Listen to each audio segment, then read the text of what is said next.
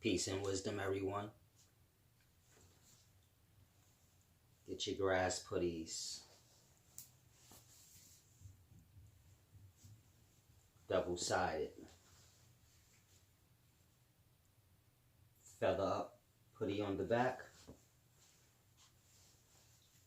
Grass putty on the front. This is a large, I believe. It's pretty big. This is another one. Feather up, just on the front. Get your feather up hoodies, your grass putties at wiseservant.org. All praises to the horizon.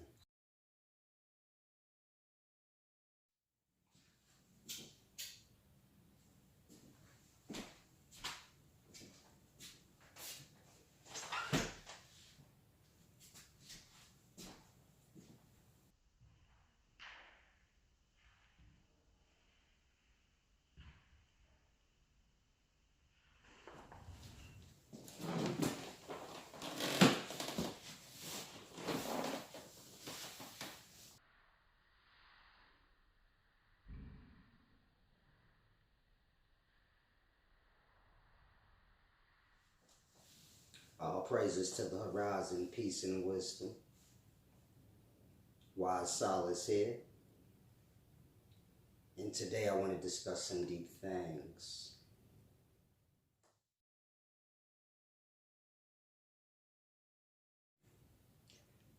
We are all recovering addicts of some negative attraction of our past. I want to say that again so you guys grasp in totality. We are all recovering addicts of some negative attraction of our past. To give you an example, mine is the street life and the ideals and mindset that goes with it. Now, I'm not saying that I live by street morals or ideals now, but so there are still stains from that life that I carry over, that I have not wiped clean. Like my smoking marijuana, this is a habit that I picked up while out there in the streets. This is not something that I was doing before I had the ideals and mindset that I adopted from the streets. But this is something that I picked up there. And so all habit and all things stemming from that life, all that addiction of mine from my past, has to be wiped clean at some point. This is how we blossom out anew.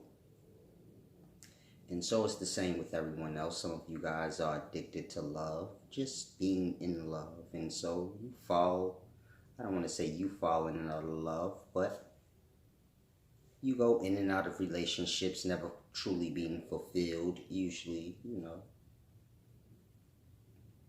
find yourself like addicted to this cycle. And so whatever experiences you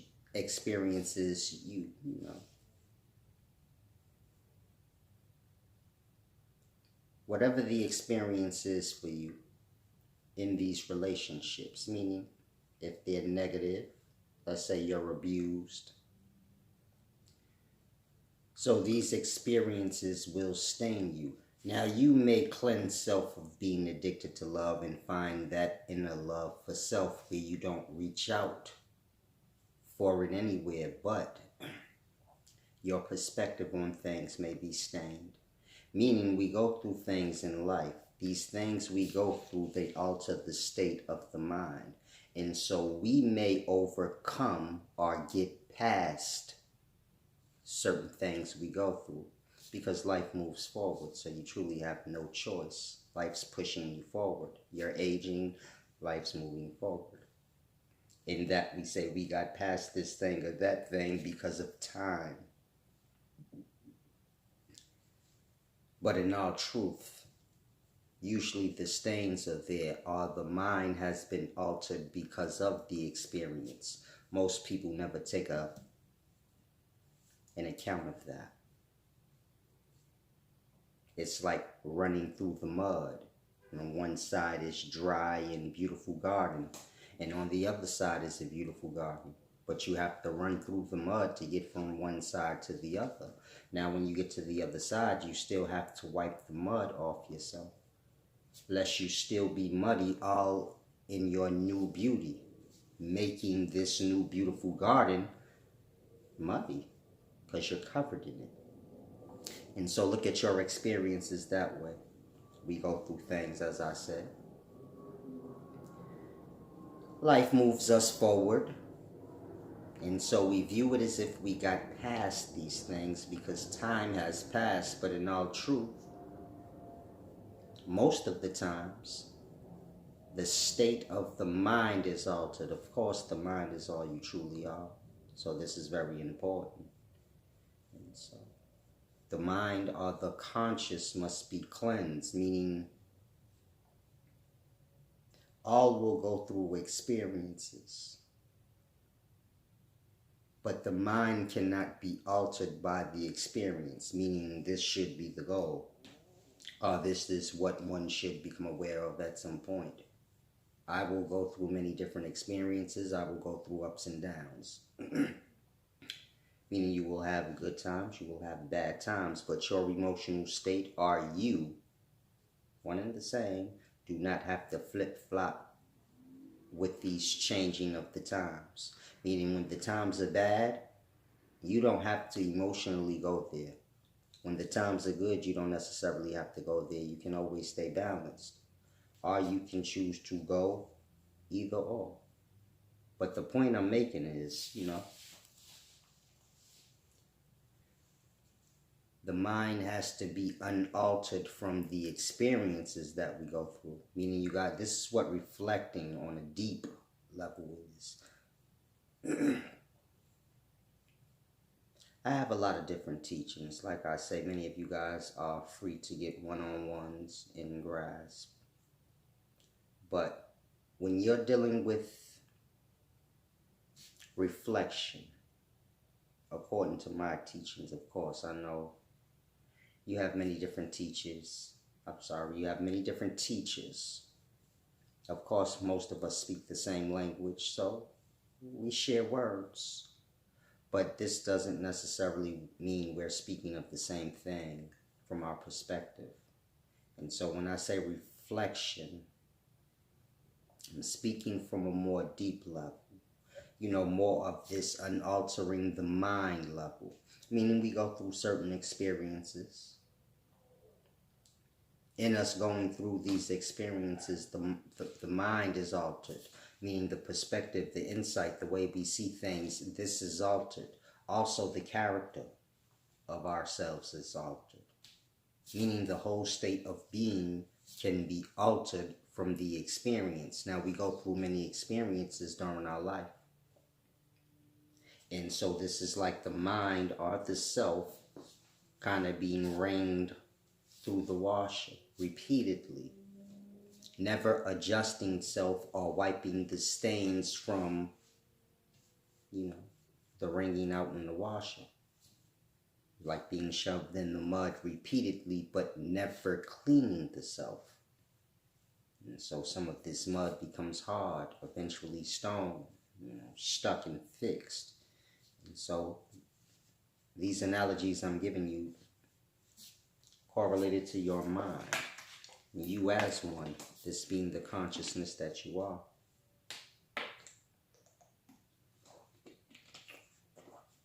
It's a very deep thing. And so like I said, when you're dealing with reflection, this being, going back, within the self as far back as you can.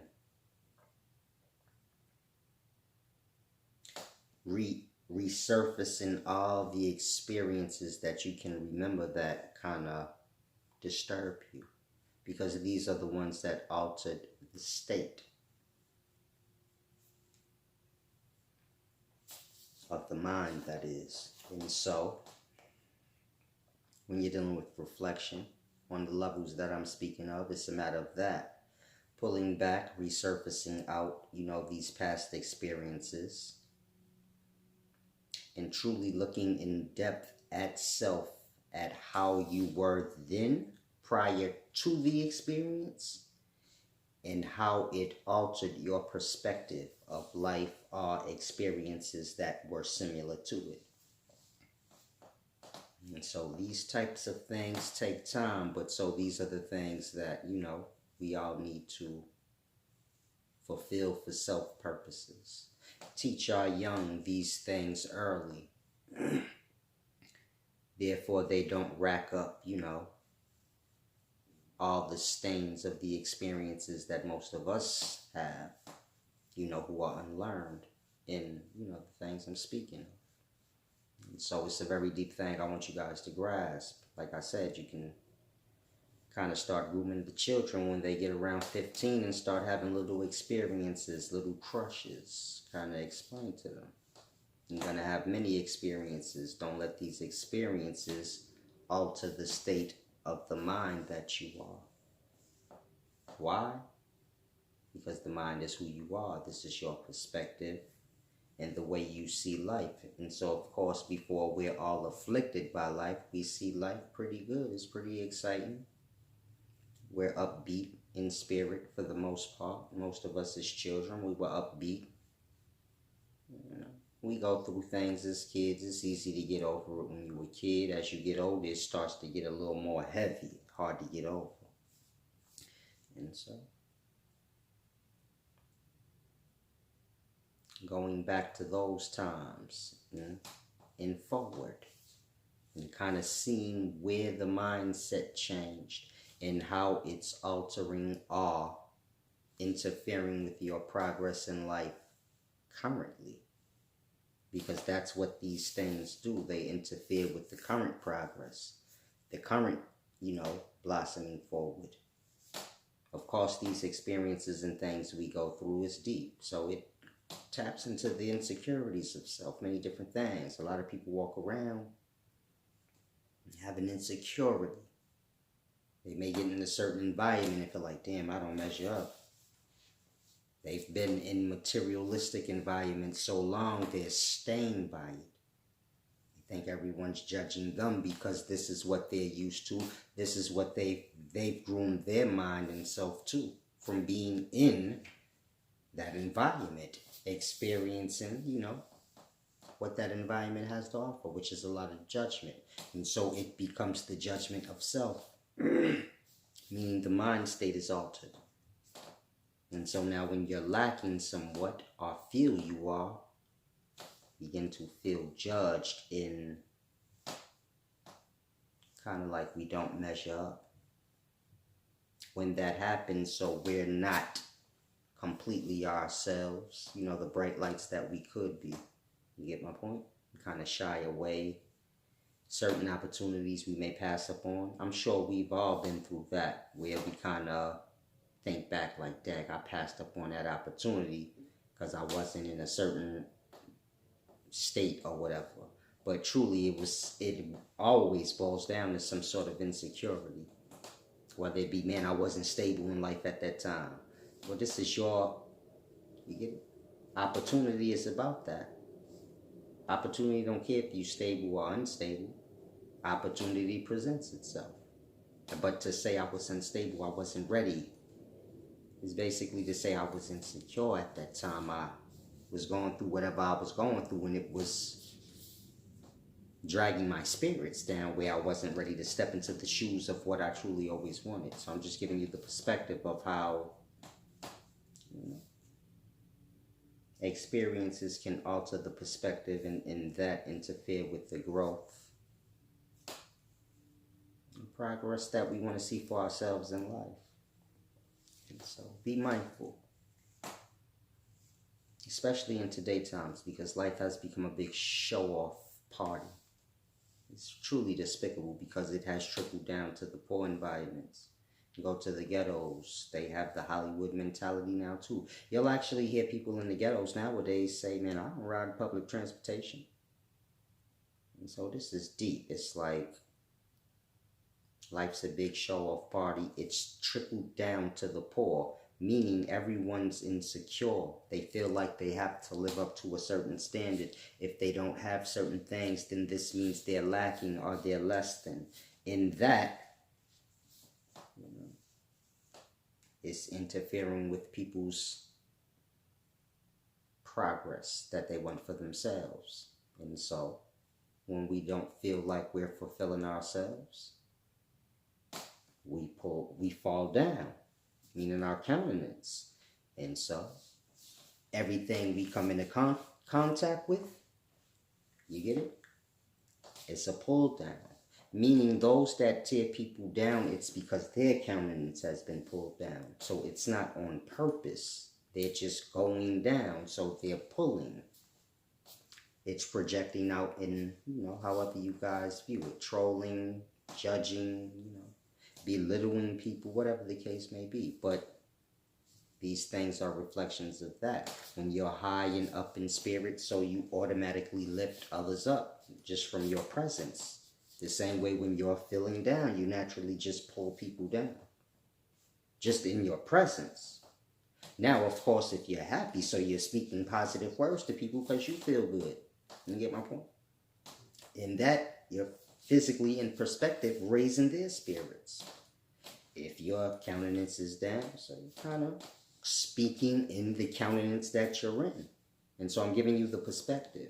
When the countenance is pulled down, you will pull down, meaning you will bring those around you down in emotional state. When you speak, your words will do these things. Your mindset and ideals will be in that way, kind of just dragging them down. However it projects out, whether it's through judgment, just angry, many different ways these energies project out, but it's a matter of, the shallow materialistic vibration that life is on now. And so hopefully a lot of you guys become aware of these things and kind of wind yourself out of these things. Because most of you only act this way because you think, this is the way to perceive things. You understand?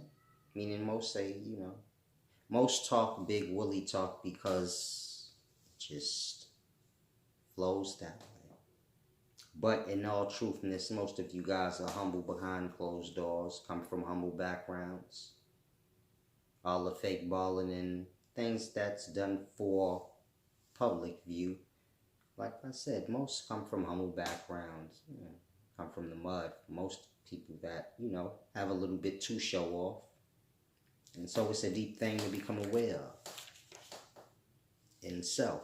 Meaning all acts like they're big stuff because we feel like, this is the vibration life is on. Like I said, everyone wants to feel like they got things. You get it? In that, the mind, it's a deep thing. Become aware. A lot of people give out food during these times. Of course, it's Thanksgiving time. A lot of people feed the homeless. And I'm not saying this is not good. This is a good thing, to do charity. If you have, it's good to serve from time to time for balance purposes, for the mind's sake of perspective.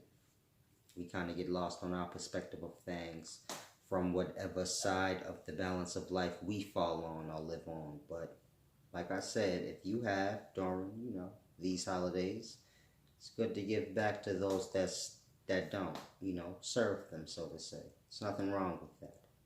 Now, the point I'm making is most people that, feed the homeless, it's not for the homeless, it's for themselves. Meaning they're feeding the homeless for their own notoriety or attention-seeking nature. It's not from the heart for the homeless because they remember a time where they went through being in between, places and things like this. Like I said, usually in today times when people feed the homeless, they do it for their self, not for the homeless. If it had been for the homeless, so a meal is not what the homeless needs. They need roof over their head. That part. And so to feed them is truly pointless. Meaning if you truly want to help someone and you cared, well, you would help towards their needs. You get my point? If I'm like hungry, you wouldn't be like, here's some shoes. In that, I know you don't care about what I'm going through or anything I'm even saying. You don't even hear me because you offer me shoes and I said I'm hungry. They're homeless. You say we going to feed the homeless. They homeless. They necessarily are hungry. They're homeless. It's deep. Whatever the case may be, the homeless part, I'm sure that comes first. And so, instead of feeding the homeless every year, I'm sure whatever those turkeys and things cost, or whatever, however it works, people can all come together, chip in money and get, the homeless some land. Therefore, they can build up, work together, do whatever they need to do for themselves. As opposed to, kind of being in the way and being a burden. It's not about, keeping people as burdens. Because to feed the homeless is just to make them a burden for yourself. As well as they feel like burdens. When somebody got to take care of you, you feel like a burden when you're grown. And so like I said, it's not about dragging people along and doing things for self-notoriety, but if you're going to help the homeless, you got to help whatever the actual problem is. Think of, real things to help with that. Now, we in times where there's a lot happening, and so I know a lot of people are fear-filled, meaning they're full of fear. And so I want to say this one last thing before I depart. Fear produces poverty. Whether you have fears within you and you're scared of things, or whether others have fear for you, meaning they're scared of you. Either side of the coin, fear will produce the poverty for yourself. Meaning if you have fears within, or there's people that fear you, these things will lead to your poverty. And when you are impoverished, it will be the cause of it. The fears. A lot of you guys will say, I don't see how. Think of Suge Knight. So many people were fearful of him. It led to his poverty. Forget jail. Just him being a little, in comparison to the money he's used to, impoverished. It led to his poverty, which led to, him being in jail now, which is rock bottom of poverty. And so you get my point. All of this was a matter of people being feared. This was all a matter of people fearing him. He didn't have bad luck or something like that. It was the fear. And probably all he did was a matter of his inner fears. And so you have to grasp. On the flip side of the coin, if you're someone who have a lot of fears within, so fearful people never blossom out into themselves. You get my point? A fearful person is not going to succeed. They insecure, shy, you get it? Fear-filled. And so it's like I said, the fear will lead to the poverties of self. And so, like I said, when you're dealing with my practices or my teachings of conscious cleansing, there's many different levels. You have the reflecting on self level, where you go back to the past experiences as I explained. You also have this level where you begin to remove, first, become aware of the fears within self, and then slowly practice towards removing them, because they manifest the poverty and the sickness. Meaning fear manifest or bring about the poverty for self, as well as the physical sicknesses that we go through. Fears is the foundation of it. And so, some of you guys have children and they've had nightmares and become sick. They're so scared of the monster under the bed that doesn't exist, they become sick physically. You catch a cold, got a headache now, you like, damn, they suffering. Fears can manifest into physical sickness, all the way to death. A person can become so scared that they die of all kind of complications of, you know, the body kind of just conking out, the organs. And like when you get scared to death and you get it, everything in that instance just stop. Your heart damn near stop beating. By the time it start beating, you get it? It kicking hard. Everything in that instant froze. Some people shit on themselves if they scared enough. I mean, you scare a person enough, boom! And it's, you know, to that extreme, some people pee shit on themselves, meaning the organs shut down in that flash of an instant. Almost killed them. That's how powerful fear is. Now, translate that into like weeks and months of fear on an extreme level. Can cause a person to die, no different than running up behind a person and scaring them to the point where they have a heart attack, meaning the heart just kick out. You get it? And shit on themselves, faint, and body conked out. Basically, the fear almost killed them. And so it's a very deep thing. Hopefully you guys kind of grasp what I am saying. I'm trying to go through a softening out process. This time I'll become delicate again. It's a deep thing. I'll become hardened, you know, in my nature. It's not a bad thing, but I need to be a little softer and delicate. It's a deep thing. But hopefully you all grasp. Of course, I believe in balance. Life, this is the foundations of life. Meaning life teaches us everything we need to know. And so we breathe in, meaning we take in, and we have to give back. We eat food, we have to shit, you know, the soil back out. Life is a balance, a receive and a give and receive. And so I live by that. And so if you want to give back for the deep wisdom, of course I go into deep scholarship, things like this if you're new. I teach ancient Egypt scholarship, you know, the science, how it truly goes, as well as biblical texts, ancient Sumerian texts, many different texts.